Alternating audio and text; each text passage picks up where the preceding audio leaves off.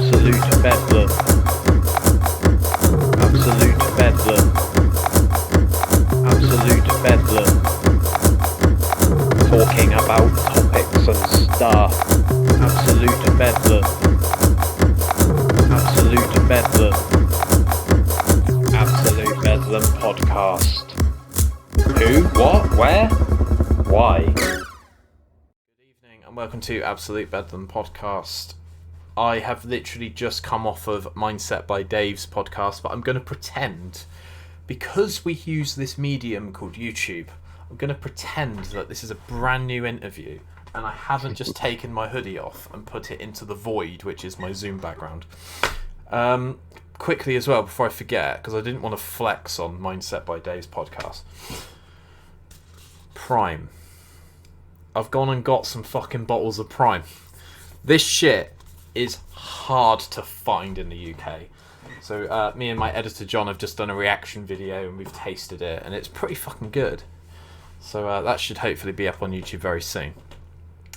Anyway, we have someone who I've recently been introduced to. I can't really remember how, but you seem to be popping off at the moment.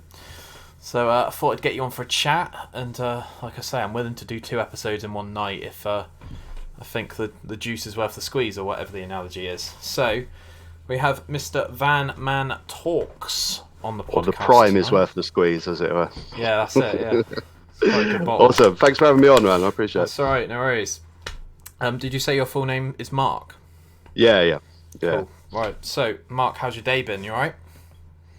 Yeah, it's been pretty bloody cold today, driving in my van, avoiding the snow. It's been snowing down here in Brighton, where I've regularly been doing my deliveries, but it's not too bad now. The snow's melting around. It's just the right amount of snow for me doing a van driving job. It was nice. It came down. It looked pretty, but now it's gone, and I can carry on driving. Yeah, I think the secret is to drive on main roads and to just, I don't know, just throw yourself in the morning. Yeah. Avoid hills, and Brighton is very hilly. So I tried to avoid the hills. There's no one driving at night really. So as soon as you wake up, you're going to open your curtains, and there's going to be a shitload of ice. I've seen quite a few cars struggle, like you say, up hills and stuff, and they're trying to do stuff that they would usually do, and then they've realised that there's quite a lot of cold stuff on the floor, and it's made their life quite miserable. Yeah, sometimes you just have to make the decision not to go out in the car. If you live on top of a hill that's full of snow, it's probably not a good idea to start driving down and start sliding into parked cars down the side. Yeah. I've got a panic when it snows, because early on in my sort of driving career, I drove in the snow, probably my first car, and I had that moment where I'm going down a hill and suddenly you're turning the steering wheel and the car's not going where you want to, it's just going wherever the hell it wants to towards the parked cars on the side. Managed to just sort of grab the handbrake and stop myself, and ever since then I've got snow anxiety through driving, so I won't do it if I can't. Love it. Yeah, but we're alive and we're having a chat, so all is well. So Mark, I like to start all of these interviews at the beginning. So, are you happy to disclose how your school life was? Sure, yeah, we're going to anything. I'm happy with that. So, when you said right at the beginning, I was really going right the way back to the beginning. How was birth? My school life? Yeah, well, school life. I grew up in Worthing, which is the town next to me in Brighton here. Pretty standard. School life. I went to the Durrington High School there in Worthing, and I went to college for a bit. I mean, school was not really my forte. I'm dyslexic, and spelling and everything was just such a massive part of exams and things like that, and I could just never get on with exams. I tried with exams. I tried going down the college route, but I just couldn't do it. However much I study at school for exams and things like that, I just can't retain the information when it comes to exams. Some people are good at exams, some people are not. It's kind of how education is judged now, isn't it? If you can retain information for an exam, you'll get through school and college life. And I went to college, the sixth form college, for a couple of years, but quickly found out that I much preferred earning money. So Yeah. I sort of left, got a job, and thought, oh, hang on, let's actually earn some money, and I can go and do things. I can go and travel and stuff like that. So, yeah, Yeah. education, just 1 year at college, and then dropped out. Yeah, it's a very one size fits all education system in the UK, isn't it? So we've obviously watched your videos. You've spoken about Brexit, and you kind of got into education through that. And you recently did a video about your dyslexia and talking about it and being as open as possible. And I was like, I need to get this guy on. So yeah. Yeah, it was interesting because in the comments, like my dyslexia seeps out sometimes with thumbnails, and I'll get a load of comments going, "What's going on with the spellings here?" Or if I comment and I misspell some words, and you get loads of comments, and it's just really weird that dyslexia seems to be one of those sort of learning disabilities that seems socially acceptable to mock and ridicule. And I just wanted to put a video out there, just saying, you know what, it's not the be all and end all. It's that people don't understand it properly. There's just something in my brain that just means that I can't spell. I just can't do it. However much I study, however much I try throughout my life, there's something in my brain that just spelling for me, I can't deal with it. But what I've learned about dyslexia ever since is that even though that part of your brain doesn't switch on, other parts of your brain improve, like create more creative things and arts and music and things like that. So I just think there's a lot of misinformation around dyslexia. I really do. I don't think people understand it enough. We'll move on in a sec, but just wanted to mention something as well. Like, I remember going to like tourist places in like London and Exeter and places like I'm from a seaside town called Weymouth, and you see all of these like I love Weymouth, and there's like a fucking fridge magnet of a seagull. People in Weymouth fucking hate seagulls. That is the last thing that's going on my fridge. It'll probably try and get in my fridge before it lands on the fridge. You know what I mean? And there was a lot of merch at one point, and it was Dyslexics of the World Untie instead of Unite. So they were like consciously making fun of the fact that people can't spell the word unite. And these things were like a dime a dozen. There was millions of them being printed, all in these like tourist shops and stuff. Really? And I haven't seen many of them nowadays, so I'm assuming people have started taking it a bit more seriously. Yeah, like I say, it's weird. I don't mind jabbing and jokes and stuff like that, but some people just take it really seriously, don't they? You get the common phrase like grammar Nazis and stuff, and there's just something that unlocks with people when they see spelling mistakes. For some reason, it drives them mad. They're like, because they think that you're doing it on purpose or something. It's like I can't help it. I can't. I've tried to improve my spelling. I just can't do it. Yeah. There we go. So, next question about school, and then we'll get off the entire subject.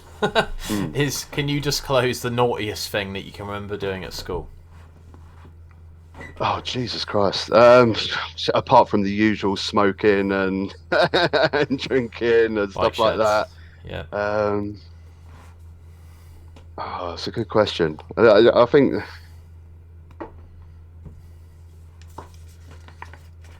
I think it's just the average smoking and drinking at break times, really. I don't think there was anything. I mean, I definitely was a class clown, without a doubt. I was that guy, so I was pretty much quite disruptive in class. I just always want to make people laugh. I'm that guy in the classroom.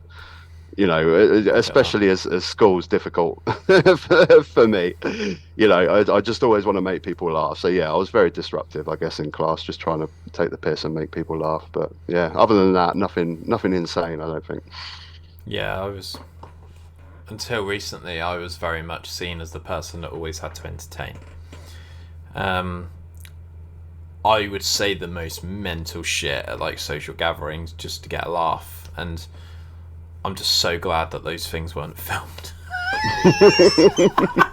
Well, thing is, I don't know if you're the same, but whenever you like meet someone for the first time, it's always like the first thing is, right, who's going to make each other laugh first?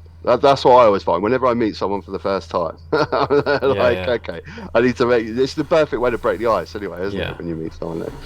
I always found I just got seriously dry and dark, and I would kind of, I'd want their reaction. I'd want them to be like, "Oh, holy shit, you can't say that!" And I'm like, "Yeah, you can." And then the police come behind me and handcuff me, and I'm like, "Oh yeah, you can't. You can't say that." But yeah, Oh, awesome. awesome. So, YouTube, you're Yes. blowing up on the tube of you.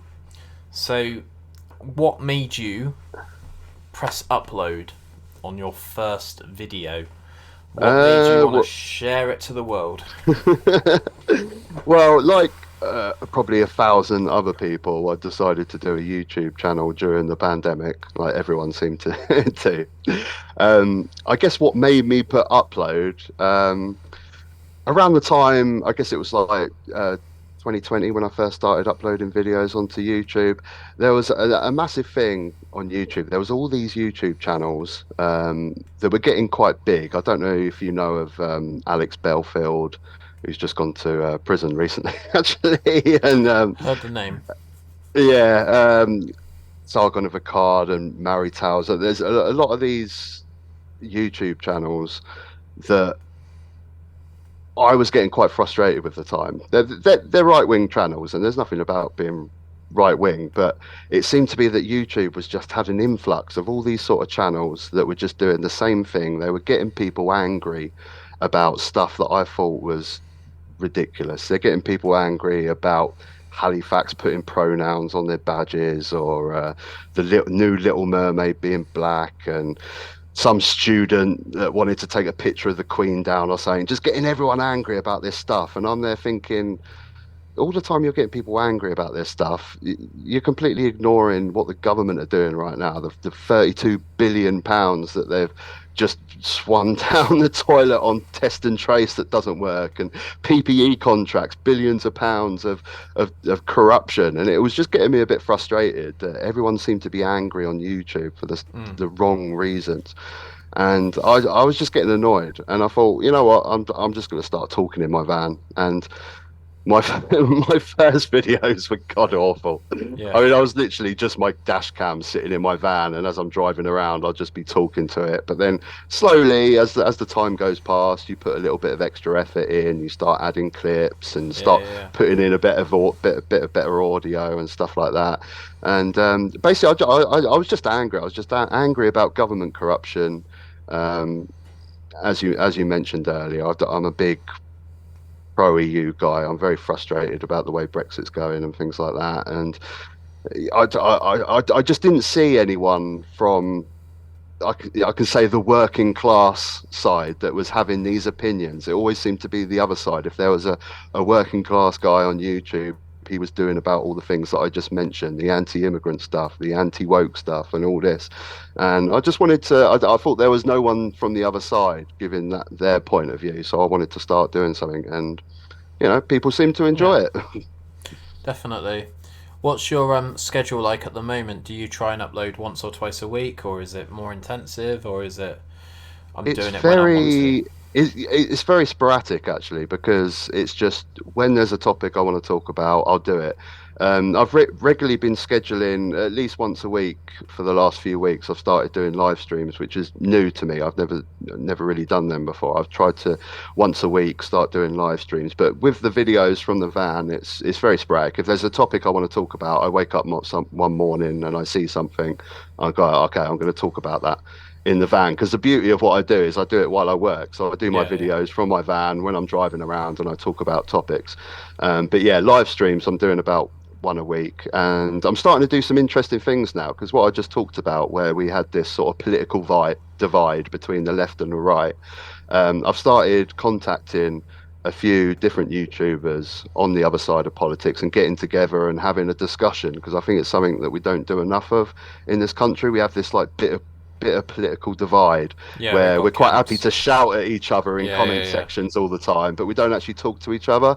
So I've been doing a few videos with a few different YouTubers.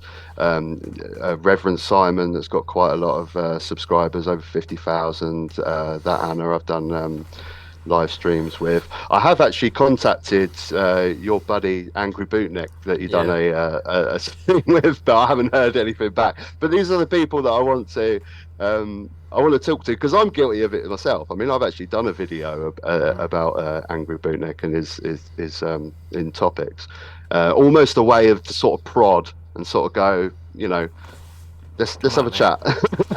let's get together. Calling him out like a boxing match. Well, this thing is though, it works though. It works because I've tried contacting a lot of these guys and they don't want to get back to me. I mean, whether they've seen my comments and their YouTube videos. I mean, some people have got email addresses and I've contacted them that way, but I haven't heard anything back.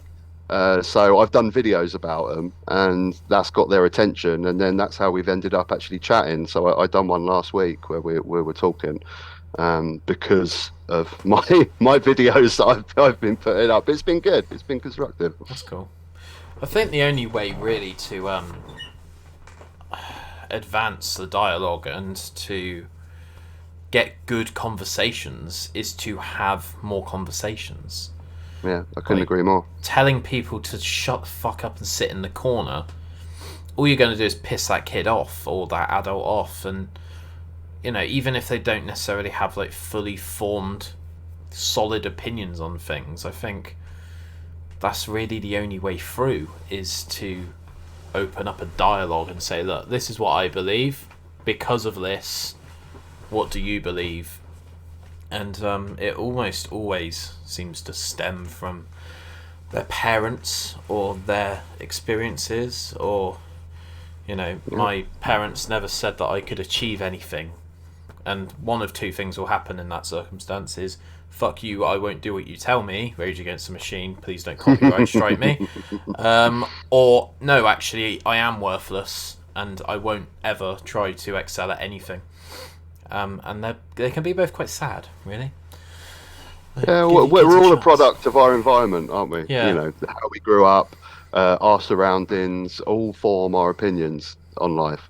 Yeah. And, you know, the problem that I have with this political divide that we have, where we all sort of angry at each other, most of this anger is coming out online, on Twitter, through a phone.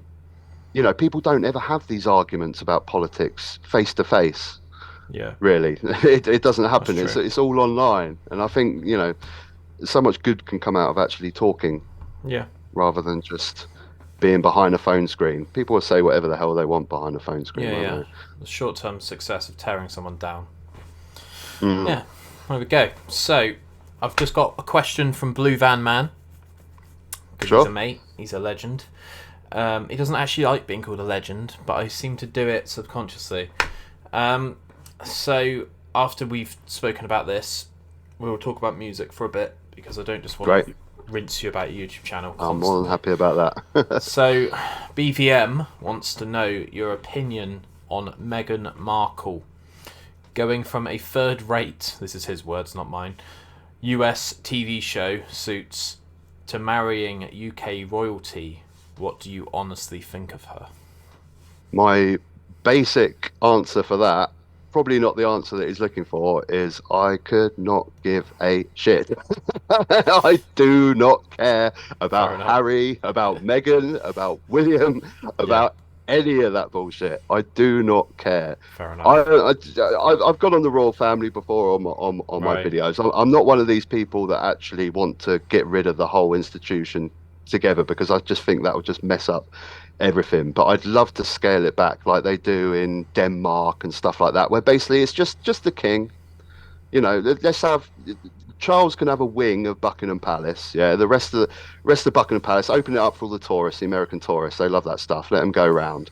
But all the rest of the royal family, just go out, get a normal job like anyone else, and just don't be in the discourse. There's a reason that these royals are so messed up, like Andrew, for instance, why he ended up, because it's just a weird family, isn't it? Yeah. it's just a weird thing where they can't do what they want to do. They can't pursue the things that they want to pursue. They have to sometimes marry whoever they want to marry. Yeah. Can't marry in Charles' case, and then ends up being resentful. It's just, oh god. But Harry, Meghan, I could not care less. That's I fair don't enough. follow it. I don't care. I do not. Yeah. So I can't have a. I don't even know the personality of the girl. That's Yeah. how many shits I give about I it. So think there's a new Netflix thing out, and it talks all about yeah. them, and I think that was potentially one of the reasons for asking that question. Mm. But yeah, I put up with the royal family. I don't exactly embrace it, but horses for courses. Yeah, I just you think know? it would be too much of an arse ache to just change everything. It kind of works in the way having a head of state, but I would scale it down massively. Like I say, like they do in Denmark and I think a couple of the Scandinavian countries as well. Just really small. Everyone, all the other people, just go to work, just have a king, and that's it. Yeah, Done. Yeah. there we go. And if the royal family, for some reason, are watching this, which would be quite funny, I'll do the Queen's speech if you want. I don't mind. Just drop me an email like everyone else, and we'll get it sorted. You've just got me twigging now, actually, because we're going to have Charles's speech Yeah. this year, aren't we? On Christmas Yeah. Day. I hadn't thought about that, actually. No, there It's we a bit go. weird. 2 weeks left. Awesome. So we'll start talking about music now. Zoom will probably kick off in about 10 minutes, so we'll send another Sure. link over and we'll get started again on it. Awesome, Can you yeah. remember when you started playing bass or drums or fill in the blank? Right. I mean, I guess I probably got my first acoustic guitar when I was maybe 8 years old, I think. Normal 6 string acoustic. Um, Bashed around on it like any kid does. Doesn't really do too much. And then sort of started playing it seriously when I was probably in my teens. And I first got a bass. Not really the music that I developed into afterwards, but I always thought that Alex from Blur was really, really cool. He was like a figure that drawn to me. I don't know whether you've ever seen this guy when he's live on stage, Yeah. but he always has a cigarette hanging out of his mouth the whole permanent time, and he's just Okay. playing this bass like this. I was like, oh, that's really cool. I actually like that, and I think that's a really cool instrument other than guitar. Yeah. So I got my first bass probably around sort of 16, the end years of high school. And then I Yeah. started playing in bands with my bass when I was in college and stuff like that. And I just the rhythm section of music was just drawn to me. Like, as you can see behind me, my two loves are Yeah. bass and drums. It's just, Yeah. it's what I listen to in music. I'm always drawn to the drums when it comes to music. Mm. Um, Awesome. I was going to say something then. Do you think music at school was a bit of a joke? Like, my experience was a keyboard, finding the DJ button on the keyboard, giving my teacher a mental breakdown. Never saw a guitar, never saw a drum kit, never even saw a microphone, probably for the best because I can't sing. But yeah, how was your sort of music? Was it a rebellious thing, or was it just something that you just fancied doing? pretty much similar, actually. Yeah, music lessons were pretty terrible at Yeah. school, and I do actually remember when we had to go and compose something on a keyboard or something, and I found a bass guitar locked in the cupboard All in right. one of my music lessons, and I got it out. And at that stage, I don't know how young I was, but I could only play "Smoke on the Water," everyone's first Yeah, track of that they course. always learn. Yeah. So I just like we had to perform this thing, and it was on the keyboard. Then suddenly in the middle, I just go dun dun dun dun dun dun, and the whole class was like loving it, and I was like, yeah, I'm like rock star right now. I'm loving Nice. it. That was the only fun experience I think I ever had from music lessons. Other than that, yeah, they were goddamn terrible music lessons. And then I was told not to take music as a Yeah. GCSE or anything like that because it won't be taken seriously. You need to take geography or history or Mm. something. So I never went down. I guess anyone's experience of GCSE music might be different. I guess that's where they up a gear and maybe you do actually learn something. Because one thing I've Yeah. never learned music theory. Uh, I can't read music. I know what sounds good on a Yeah. bass guitar, but I've never actually learned theory at all. It's something I'd like to, but one it's thing that tricky. I've learned that's been completely invaluable when learning bass, especially tabs, is just the notation of the fretboard. So knowing that you're in EADG as standard tuning, knowing that if you press down on the E string on the first fret, that'll be an F. Like that really, like, my friends were saying to me that we get that you don't want to learn music theory, Ben, but you have to learn that, especially if you want to be like a hired gun or a session musician. Yeah. That is absolutely worth its weight in gold. Couldn't give a fuck about scales. I've had very, very accomplished musicians on here that don't really believe in music theory, and like what you've just said there, it sounds good. I think sometimes it squashes your own identity, because I was in a band, the longest band that I was in. The guitar player never had that period where he was just messing around on the guitar. He bought a guitar and then straight away lessons, music theory, and he was just it just you don't develop your own style in that way. You're just very construct. You're just doing what the teacher tells you. And he used to get so angry with me because I never learned the music theory. Every time we'd be jamming, and he'd come up with a riff or something, I'd just take a second and I'd watch what he's doing, and I'm like, okay, give me a few seconds, I can get what you're doing. But he used to get so angry with me because he'd just shout. He goes, "Oh, I'm playing it in this scale or whatever. Just do it." Okay. And I'm like, Yeah. but he never had his own style, and he wasn't great at creating music and writing music. The creative side didn't come from him. He just, like I say, it was just very stagnant. I don't think it's a good way to learn. I mean, music theory is obviously an incredibly good thing to have in your arsenal, and the best players know it. But I think if you start off without it first, develop your own style, mess around, and then learn it at a later date is a much better way of doing it, I think, rather than the other way around. Oh yeah, Slash from Guns N' Roses was playing guitar for like 16 hours a day. He didn't have a fucking clue what he was doing, but he was absolutely dead set on learning. And then he started kind of sprinkling a little bit of theory in now and then. And he was kind of learning as he went.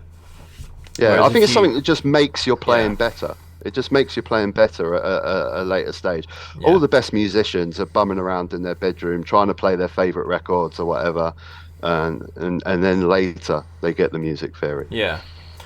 Saying to a kid, right, you want to play guitar, here's a book. Kids are like, what the fuck? I'm literally playing guitar or playing a musical instrument to get away from books. Yeah, and exactly. You might as well go tell him to do maths. Yeah. It's no fun. Are you currently in a band, or do you just kind of twiddle around? No. I'm getting too old for that now, I think. I haven't been in a band. I guess it's been about 6 years. It's just all for fun for me. I still play. I've got my drum kit there.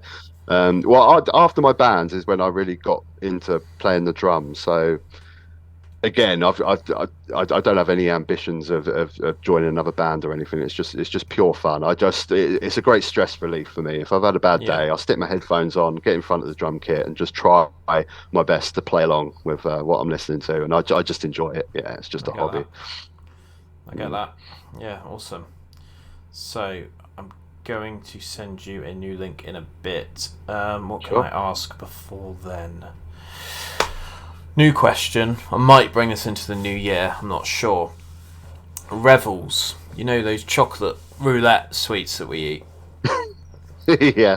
What's your favourite revel, and what's the worst revel that you could possibly pick? So, yeah, you'll have to remind me which ones there are. So you got the Malteser, you got the minstrel, raisin, coffee. That's a. Is there another one? I think there is another one. Let me find out. I'm not a massive fan of coffee chocolate. I like coffee and I like chocolate, so I think the coffee one might be my least favourite. Raisin's good. I think the minstrel. I do love a minstrel. I think that's probably going to be my favourite. Yeah. Unless you say one that I haven't said. I think out of those four, it's got to be the minstrel. I do like minstrels. How many revels in a bag? Is there a peanut one as well? I think there's a nut one in there. That'll be my least favourite actually, because I'm not a fan of chocolate and nuts. I can't eat. Well, I'm not allergic. So we've got raisin, orange, coffee, Malteser. Oh yeah, the orange. Pure Yeah. chocolate, and toffee. Oh, so there isn't a minstrel then. I think I'm thinking of the pure chocolate. The orange would be my favourite. I think I like chocolate orange. Yeah, it's good. Yeah. I recently bought a bag just for a bit of a. I haven't had a bag for years. Yeah, I think I just wanted to live life a bit dangerously at work. It's a good icebreaker because some of the people that I work with I don't really meet in the real world because I work in IT quite a lot, so I spend a lot of time on Zoom calls and Sure. emailing them rather than actually speaking to them face to face. Yeah, I might keep going with that question because I quite like hearing people's opinions. Well, you have to do things like that with people that you're working with and you're spending long times with. You have to just do pointless polls. Okay, best biscuits. What we're going to do? Top 5. Just to pass the time. You need to do this stuff. Absolutely. By the way, best biscuit is custard cream. What? So basic biscuits, like, yeah, I think custard cream is up there, but Bourbon's the worst for me. I can't stand Bourbons. Yeah. They're futile. They're just. I'd rather have nothing. I'd rather have no biscuit than a Bourbon. Fighting talk. Another thing we used to do at work actually is do our legendary festival lineup. Me and my mate, in my first job that we do, if it was a quiet, we used to work in a jeans shop, and if it was really dead, we'd be like, right, okay, fantasy festival lineup. So you'd have like 3-day festival. Which bands are you going to have? And we put them all out. That was a good one to waste time. Yeah, nice. Love that. We can get back to that in a minute if you want. Sure. But yeah, we'll go to a quick break, and I'll send you a new email now, and then we'll have about 30 minutes left of pure waffle. So sure. Stay tuned, people, and I'll speak to you in a sec. Absolute bedlam. Shanty Spirit, based in Bournemouth, UK. Dorset Botanical Seaweed Vodka. So I met these at Bournemouth Air Show 2 years ago, and I wanted to get them on the podcast, which I've done in the previous episode, and I wanted to speak to them and promote their products because I think they're onto a winner. So this is vacuum distilled for fresher flavours. Lots and lots of different seaweeds go into this amazing vodka. Doesn't taste like the usual stuff that you get from the supermarkets. It's got a bit of a sort of story to it and a bit more of a twist. It's had some awards, and I'm hooking you guys up. If you go to www.shantyspirit.com and you type in the code Bedlam discount for either 20cl or 70cl bottles, then you'll get 10% off your purchase. Shanty Spirit, drink to enjoy, drink responsibly. Absolute bedlam. Welcome back. So, go on then. What's your fantasy festival? I can start if you want. Oh, okay. Well, okay. We'll scale it down to a 1 day Ozfest type thing then. So, alive. I mean, my favourite bands of all time is probably Mastodon. Okay. I'd have Mastodon headlining. Metallica would be there. Tool would be there. Opeth are a massive band that I absolutely love. They'd be there. I like a lot of Norwegian bands like In Flames and Soilwork that came out in the early 2000s. But my most recent interest is Japanese metal bands. I'm really into Japanese metal. They're doing something very, very different over in Japan. So I definitely have a couple of those bands on my lineup. Maximum the Hormone are my favourite. Okay. But you've got Crossfaith. You got Baby Metal, so for good laughs, which are great fun. Yeah. What about yourself? So, my favourite band is a band called In Me. Yes, you went to see him the other night, right? Went to see him, and 3 days before that, decided to get the singer on for a chat. I was not this relaxed. Let's put it that way. Dave's such a lovely person as well, because he's just a bloke. And I'm like, I love everything you've ever done. And he's like, cheers, mate. Yeah, also they're Trying to from my hype him up. hometown of Worthing. Yeah, I remember yeah. when they blew up. They're like representing Worthing in the, I guess, early 2000s when they started getting big, aren't I'd love to see In Me headline a festival of some description. I think they deserve it. they? Yeah, I'll be It- honest. I haven't kept yeah, with, like, I remember when they got big at the time in the early 2000s. I remember like the album that they brought out there.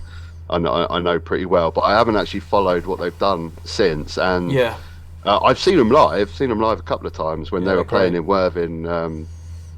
But I haven't actually listened to any of their recent. Have they got a recent album that they brought out, Yeah, or last year they did an album is called that what they're touring now? Jumpstart Hope. They're Yeah. kind of touring a mix of all of their like songs from their entire career. So, sort of chronologically, and I'll get off in me in a sec. Is Overgrown Eden, White Butterfly, Daydreams Anonymous, Harold Moth, Phoenix, which was like a greatest hits. Dawn Trilogy, which was meant to be part of a free album, but they scrapped it Yeah. because I don't think it was quite working for them, and I think there was probably a couple of other reasons within the band as well, but I don't know that. Then they did something called a Destinations EP, which was like a concept EP. It was only 4 songs, and I think it was through Pledge Music, which is like a sort of Patreon thing. Then they did Jumpstart Hope. It might have been the tail end of 2020 they dropped that. And They've done quite a lot. They've done quite a lot of albums then. next year they're doing one called Demons, Yeah. which I know Dave's been to rehab, and he's had quite a few demons of his own.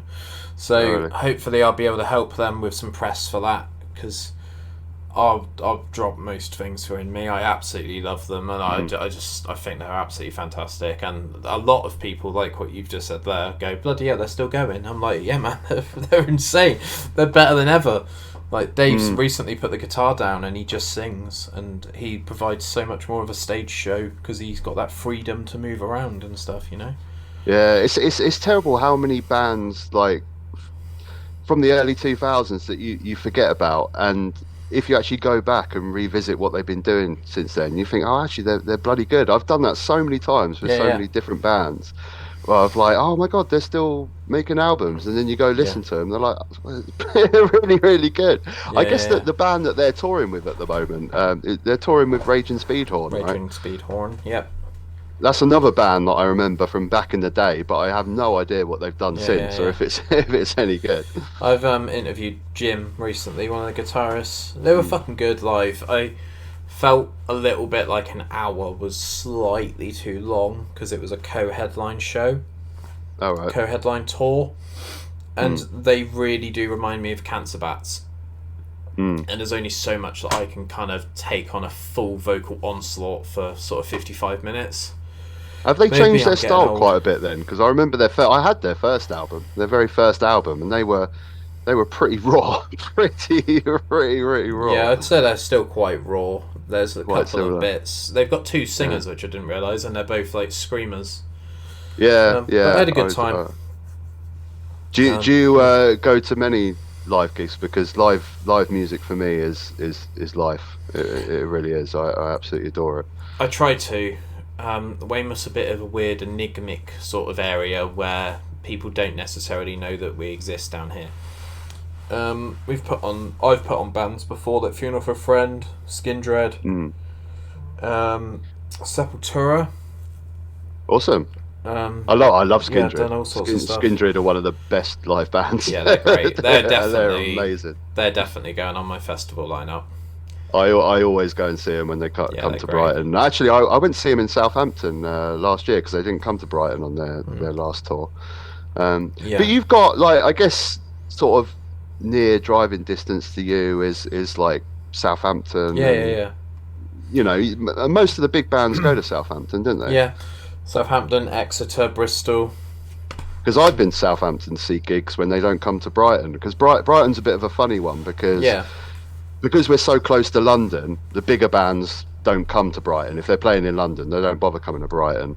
But the smaller ones that do the tour of like Norwich, Sheffield, Manchester, Bristol, they usually do Southampton and Brighton as well. But quite often, a lot of bands don't do Brighton; they skip and they go to Southampton. So I've seen Skindred in Southampton. I've seen Clutch in Southampton. I've seen quite a lot of bands in Southampton.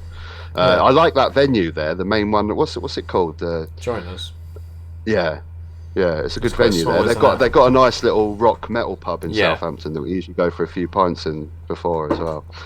But live music is my life. I absolutely love it. I mean, we've got a really good local scene in Brighton as well for local bands, because we've got the music college here in Brighton. So we've got so many different pubs that play a lot of young bands, and there's still quite a big metal scene in youngsters. You think a lot of youngsters are not really into metal, but they actually are. There is still quite a good scene here in Brighton.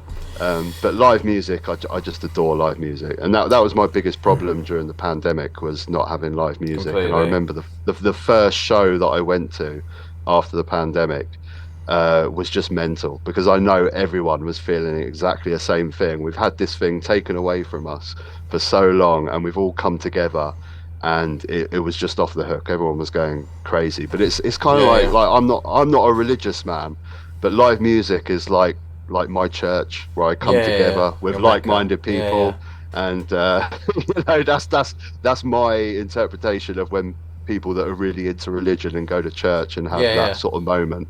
That's what I have with live music. Sense of unity and community and belonging and stuff. So I'm just going through my Spotify. I promise you I'm not being antisocial. No. So of recent searches I've got In Me, Wheatus. Shout out Brendan from Wheatus, what a fucking legend. Devon Townsend Project, absolutely love Devon Townsend. Everything he's ever done is right up my street. Absolutely love him to pieces. Youngblood, which is mostly my son taking over my Spotify. Raging Speedhorn, Cloud Kicker. If you are into instrumental music, I'd highly recommend listening to Cloud Kicker, because it's quite sort of guitar heavy, absolutely no vocals at all. Very good at sort of world building and layering. And there's also a band like that called Russian Circles, who are absolutely fantastic. So I'd recommend any of them if you want to make a note. Have you got your little Spotify do that thing this time of year, don't they, where they give you your top 5 bands for the year and top 5 songs that you've listened to? So I've actually taken this off of my recent searches because it was quite embarrassing. 21 Was your Pilots. son listening? I have not stopped listening to 21 Pilots this year. Hey, I have been absolutely caning 21 Pilots for 12 months. Hey, whatever floats your boat. There's no wrong or right answer when it comes to music. We like what we like. A sick band. I'd love to see them live. Apparently they make their gigs really, really affordable, because they're at that level now where they play like arenas, or they'll headline festivals. And with bands like Foo Fighters, who I fucking love, you sometimes get this insane price hike, and it's like, fuck big me, bands like Dave that. Grohl, I love you, mate, but I'm not paying 160 quid. That's not what they're charging, surely. Isn't that some like dodgy resale thing or something? That's the sort of Ticketmaster monopoly monster, and it's also driving to London, staying the night at a hotel near Wembley Stadium, food, drink. Yeah. So I'm kind of encapsulating all of it within one figure. But I know what you're saying though. There is a massive leap, isn't there, from the big bands of what they charge. Absolutely crazy money. Also, I just love bands like Black Sabbath, Metallica, a bit of Megadeth now and then. Anything goes, really. Yeah. So I'm going to download next year, and Metallica are doing a 2-night thing. Download. I'm really intrigued to what they're going to do. Because it's Download's 20th anniversary, I think. So they're doing 4 nights instead of the traditional 3. All right. So they've got Bring Me the Horizon. They've got Slipknot on the Sunday, but Metallica are doing the Thursday and they're doing the Saturday. Okay. And I'm really hoping that they're going to do something unique, like maybe 80s Metallica on a Thursday than 90s Metallica or something like that. They've got to do something a bit unique, or maybe they'll do one of their albums in their entirety or something. But it'll be interesting to see. Yeah, I know that they're not doing repeated set list, so we'll have to see what comes out of that. But I'm sure it'd be great.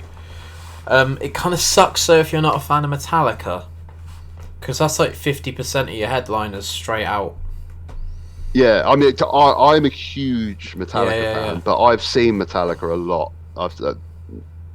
I can't even think. Maybe 7 or 8 times I've seen Metallica. So me personally, I would actually rather have another headliner. There's bands like I'm not a mega fan, but I've never seen AC/DC. You know, that would be one that I'd tick off the list. Or I've never seen Rammstein, and they're the sort of ones that would headline downloads. I would actually rather have one of those than a second night of Metallica, even though I'm a mega Metallica fan. But I think it's getting increasingly harder to find new bands that are going to headline download. It always does seem to be the same recycled bands. It's the same ones that are headline. That's why it's actually quite refreshing to see Bring Me the Horizon headline this one, because it's a different band to headline. It does always seem to be Metallica, Slipknot, System of a Down, Rammstein, and then cycles over 4 years later. But that just goes to show the state of metal right now. There's not really any new big metal bands coming up. I think. I mentioned earlier the young kids. There's a metal scene in Brighton, but overall, metal is not big with young people. When we were kids, when I was a teenager, metal, especially the new metal scene during the 90s and stuff, it was really, really popular. But you don't really see that today. And metal has to, and rock and metal, they have to every sort of 5-10 years or so. They need to come out with something a bit fresh. I mean, especially in the metal world, you got Black Sabbath that started it. Then in the 80s, you got the thrash with Metallica and Slayer. Then you got your death metal bands with Napalm Death, and you got your new metal in the 90s. Every 10 years or so, there needs to be something to freshen up the metal scene, and I don't think there has been one for a while. I think it's been a bit stagnant. That's why I started getting into Japanese bands, because they were the only ones that seemed to be doing something a bit new, a bit fresh. Give it a bit of a reshuffle. I think Ghost could potentially headline download at some point. They're there. I don't know whether they're second on the list or anything, but they're. I mean, they put on a great show as well, which is great for a headline slot. Trivium. They again, they're another band that's done download quite a few times, but they're always on, usually like 3rd or 4th down on the bill. I think it's still Daylight when I've seen them at download before. Well, I saw them at 2009, and they headlined the second stage.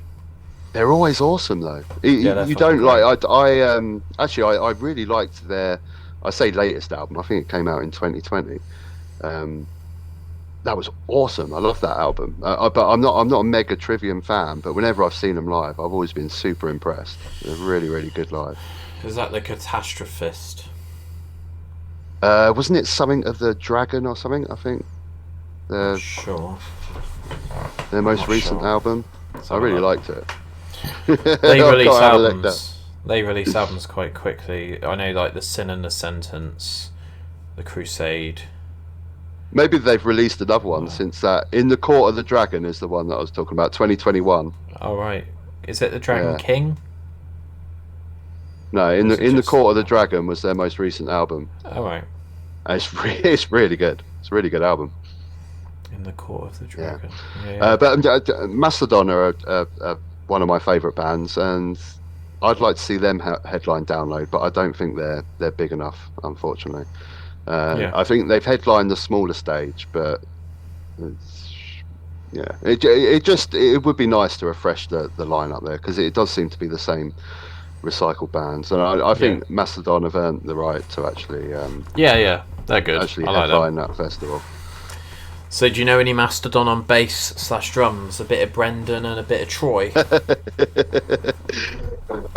Not bass. I've attempted a few songs on the drums. I mean, Brandaler is my favourite drummer of all time. I absolutely adore him. I think he's amazing, absolutely amazing on the drum kit. But I think sometimes when I'm playing along with a Mastodon track, I think that I've got it, But then when I actually sort of take it off and then play to myself and hear what I'm doing, I realise no, I'm nowhere near, because the guy is just, the guy is a machine. He's an absolute machine on the drum kit. I think really underrated drummer. He also he is highly rated, but then when people, if you go on a YouTube list of top 50 drummers, like, you know, mainstream, you know, Brandaler will be nowhere near that top 50 list. He just gets, he doesn't really get any attention, but he's an incredible drummer. Definitely my favourite drummer of all time. He also sings as well now and then, doesn't he? Just to really rub it in. Yeah, he's he can be a little bit on and off with that live though. That's the only problem with Mastodon live. Sometimes he can be on it, but sometimes he can be a bit off, because I mean, you know, it's bloody difficult to play the drums and sing at the same time. But my favourite gig of all time, my favourite gig was when I saw Mastodon in a very, very small, they done it intentionally. That point of their career, they were playing big venues, but they wanted, a lot of bands do this sometimes. They were like, right, we want to play small venues.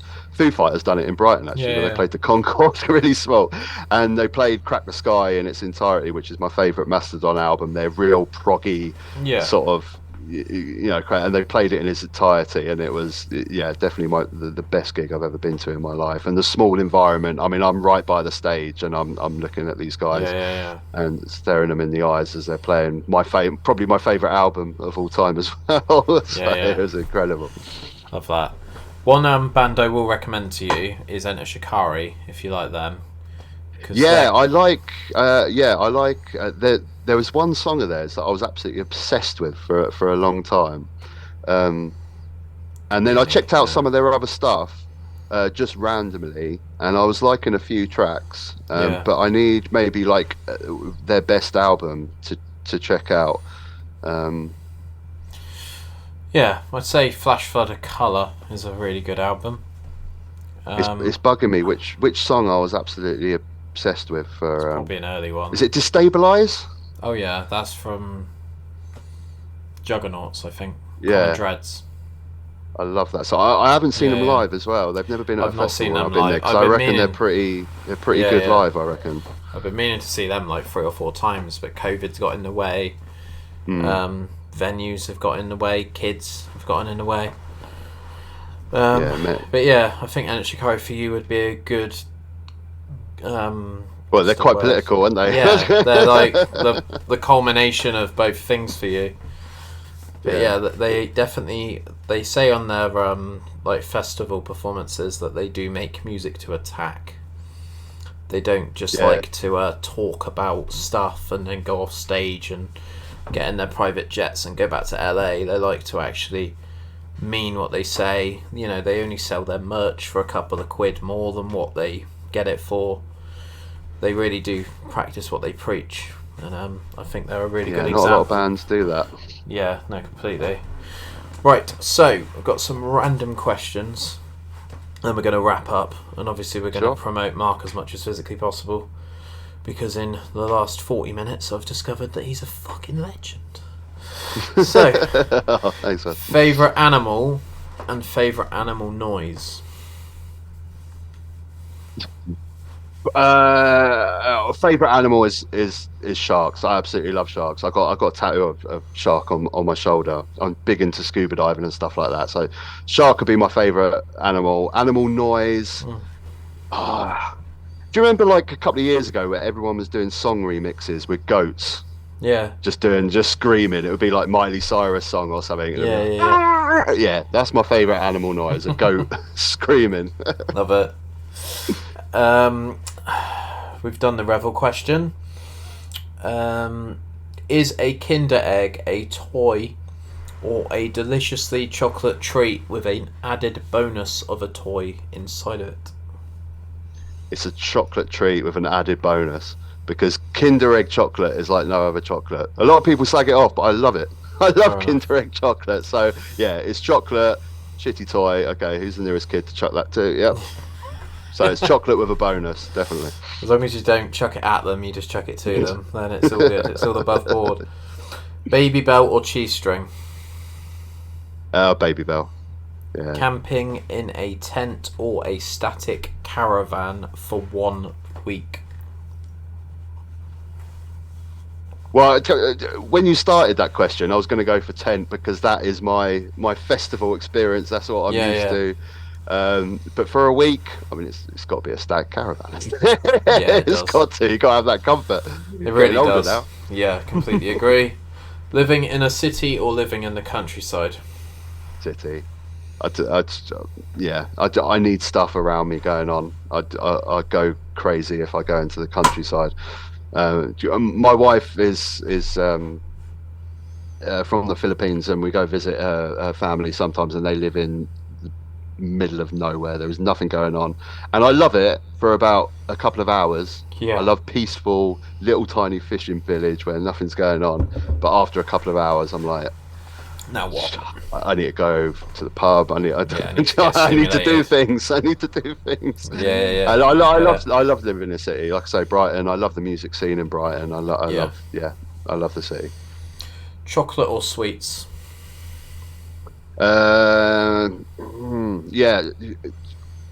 Chocolate. I think that's an age thing. When you're a kid, you love sweets, but as you get older, chocolate. Yeah, chocolate. You replace the sugar for flavour. Mm. Bath or shower? Shower. I don't even have a bath. I think once a year I might think, oh, it'd be nice to have a bath, but then I know that if I had a bath and I did have a bath, like I just said, I'd be bored. I'd be like, okay, I need to get out now. Shower. Last quickfire question, then a mental question, which you'll have to bear with me to explain. Mornings or evenings? In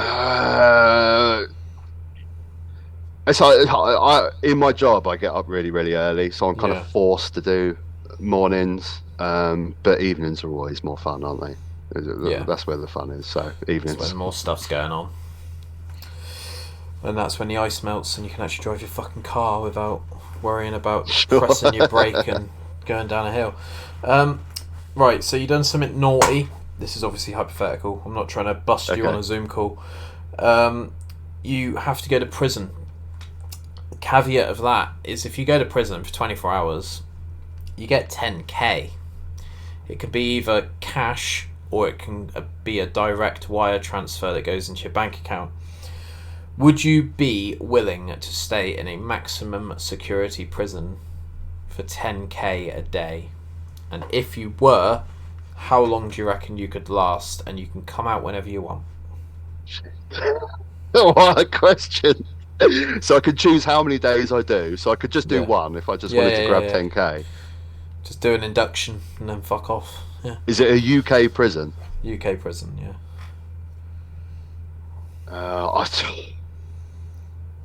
I reckon I could do a couple of days. I don't know. I don't know. Fair enough. 20 grand. Yeah, I think the temptation for 20 grand. 20 grand would be really nice right now for 2 days of my life. Days. Yeah. 2 days of my life. I mean, what's the worst that could happen? I could die, I guess. That's probably the worst that could happen. Yeah. Get shanked. That'll be it. Yeah. There we go. For 2 days of my life, I've got to give it a go. I got it. Any minor inconveniences that you want to get off your chest? Anything currently annoying you, but not enough to impact your life? I don't know if you're a football fan, but the referee along the England game was a very frustrating thing for me. That's probably forefront in my brain at the moment. Yeah. No, other than that, there's little peeves going on that I couldn't give two shits about, like postal strikes. Most of the shit that I get through the post is TV license, trying to get me to get a TV license and some crap anyway. So minor peeves that people are getting annoyed about the post not coming is a minor peeve of mine at the moment. So yeah, I'll go for that. You'll probably know all about these because you're a van driver. Meal deals. You're at Tesco's, you're at Morrison's, you're at Asda, you're at Delete as appropriate. You need a meal deal to tide you over for the afternoon.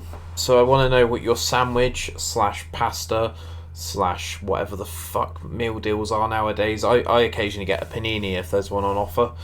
I want to know your side, which could be crisps or chocolate bar, and I want to know your drink. Right, so sandwich 9 times out of 10 will be a BLT with some quavers, but drink is always dependent on what's going on. You know, if I need a boost and I need a Red Bull, I'll get something like that. If it's early and I'm feeling a bit hungover because I've been out the night before, I'll get an orange juice. Yep.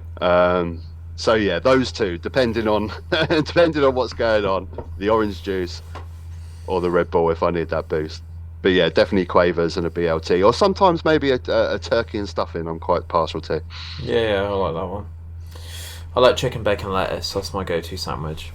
It's quite nice. I don't like the word, but it's quite moist. So, there we go. It's the only way to describe it. That's it. Yeah, that is the word. Plans for the future.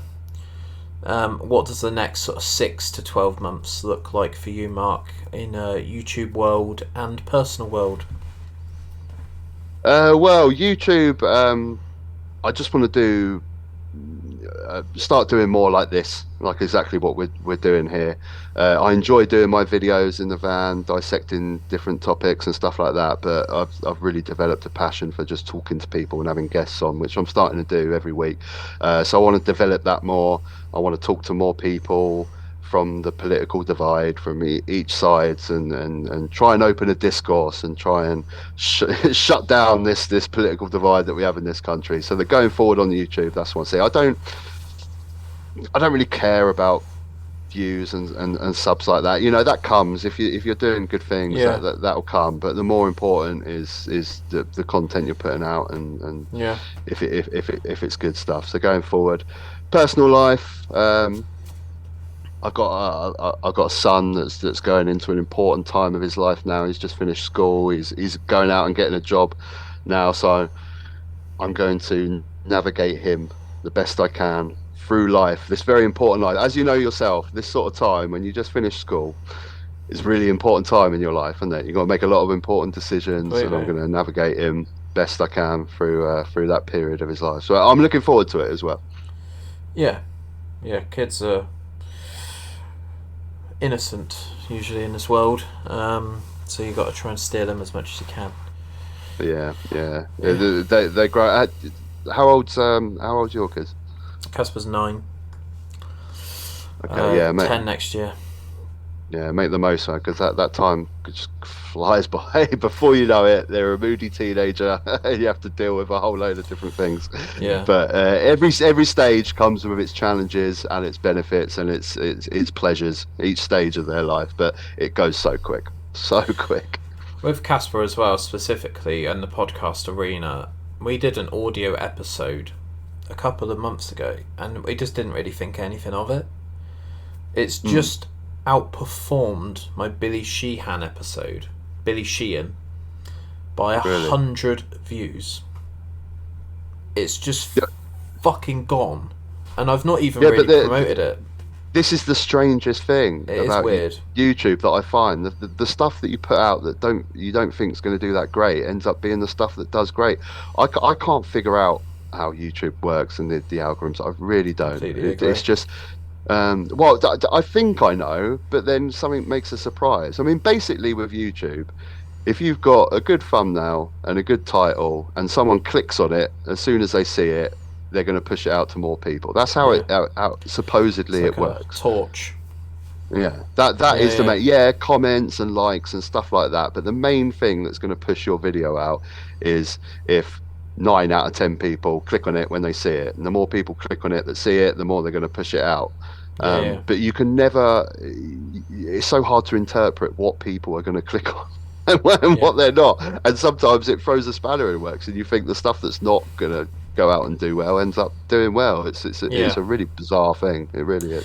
There's also a weird psychological thing as well that even happens to me, where I see a YouTube video that's got 14,000 views, and I see a video that's got 12 views, and I'll click on that 14,000 view one because I'm interested to know why 13,999 people have watched it. Whereas the BLT sandwich review video, I'll probably screenshot it on my phone and aim to watch it another time. But honestly, mate, my gallery, my screenshots is fucking horrendous, to the point that Google's actually asking for money from me. So my screenshot to-do list really does need to come down. But yeah, there's a weird thing that goes on in your head where it's like, oh well, I must be missing out if I'm not on this train of the 14K video. Yeah, but people put more trust in a video that's got more views as well, and a YouTube channel that's got more subscribers. Yeah. You know, they'll see a video and they'll look at the subscriber count and they'll look at the views. They go, that's not worth my time.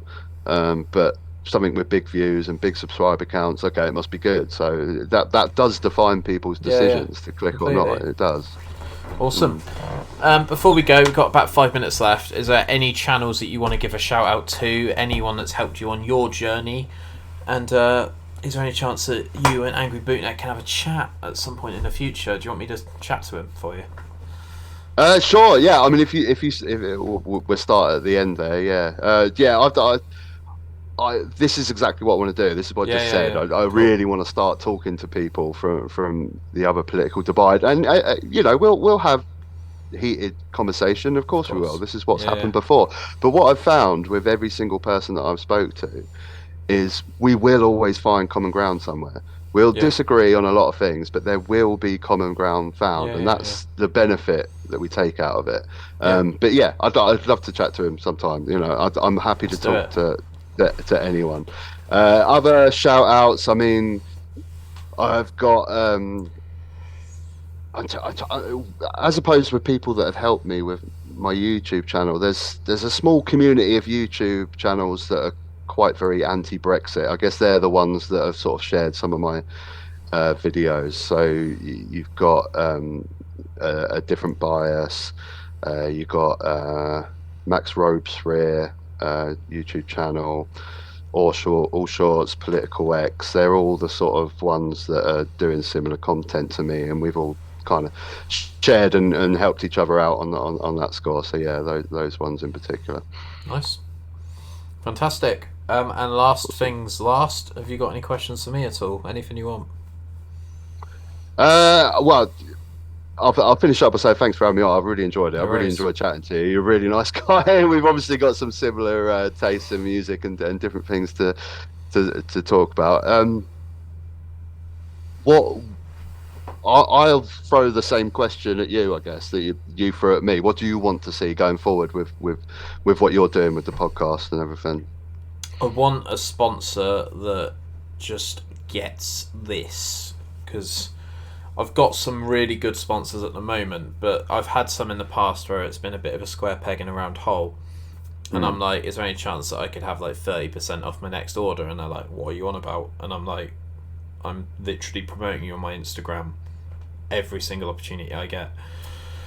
I just want someone that can understand this. They potentially share my videos now and then, or they'll give me some exposure on their website, because I give them a hell of a lot of exposure and they don't even really... I'm like a silent partner in their business, do you know what I mean? Yeah. I just want to keep stepping up the guests, and I just want to keep enjoying it as much as I am at the moment. I do need a bit of a break now. I am starting to feel it a little bit. But I just want have a Christmas break, growing. Yeah, I'm gonna. I've got one more next week, and then I'm done. But yeah, I just like having BVM on WhatsApp is fucking cool. I'm not even gonna pretend. You know, it's not for clout, because he doesn't even really do YouTube much. People like Ben Bulks helping me out, and me helping them out in return. I just like building partnerships, and being able to DM Brendan from Wheatus whenever I fancy it is quite nice, you know. Yeah, that is cool. That is good. The world of companies sponsoring you and things like that is a world that I haven't dived into a bit. I think what the problem I have, my content's political, and not many people want to get involved with that sort of stuff. But it's so important to grow things, and you know, like a bit of give and take, like you were saying. You know, I help you out, you help me out, and we'll go forward together. You know, meet in the middle. Yeah. But yeah, I just want to find a couple of guests that sort of get this, and I don't need to necessarily get every single guest that replies to me on as soon as physically possible. And I want to try and create a work stream where me and my editor can kind of upload stuff to Spotify, and then a couple of days later we can upload stuff to YouTube, because otherwise you get this massive lag. And people are like, oh shit, I forgot you spoke to him. Your video's 4 months late, and I'm like, oh Jesus. But you know, my editor's got a life, he's got kids, he's got other stuff to do other than just this. I won't ask you when this is going out then. I'll have a nice Christmas break. have a lovely Christmas 2023. No, I'm only joking. It won't be that bad. But yeah, nice one. Awesome. Right, I'm going to leave you to it. Cheers, Mark. Yeah, awesome. And, thanks for having me on, man. I really appreciate it. Soon, great, right? Great chat. Take care. Cheers, guys. Bye. Bye-bye. Recording stopped. Absolute bedlam. Hello, today I'm promoting a product called Set Surf 100% mineral sun cream, safe for sensitive skin and children. So I've got some products here. So we've got SPF 20 lip balm, mineral sunscreen, SPF 50 and water resistant sun cream, and my favourite, rash cream. So when I was out jogging quite a lot, this saved my bacon when I was running at stupid speeds, believe it or not, and going stupid lengths, and rash cream definitely helped me out. So yeah, reef safe, coral safe, www.setsurf.com, shop the range, use the code bedlam20 for 20% off at checkout. Let them know that I've sent you, and yeah, enjoy. Absolute bedlam.